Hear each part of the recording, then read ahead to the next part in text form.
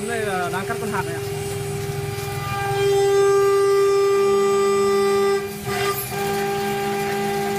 Còn 5,5 kg thì các cái bóng bẩn. Máy cắt xuống rồi. Chạy kéo kêu. Con này có 3 kg một cắt là kêu này. Còn 5,5 kg cắt này. Đừng cho ở đây. Lại thích 5 kg.